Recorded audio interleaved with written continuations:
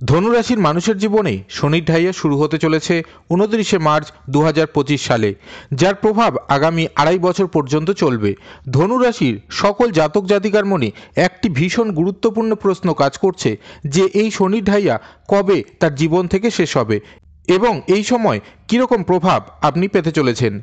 এই সময় ধনুরাশির সাপেক্ষে শনি গ্রহটি চতুর্থে অবস্থান করবে, তাই এই সময় ধনুরাশির জাতক জাতিকাদের মায়ের শরীর স্বাস্থ্য বিষয়ে একটু সচেতন থাকা প্রয়োজন। শরীরে ব্যথা বৃদ্ধি পেতে পারে, কিছুটা ঘুমের সমস্যাও দেখা দিতে পারে।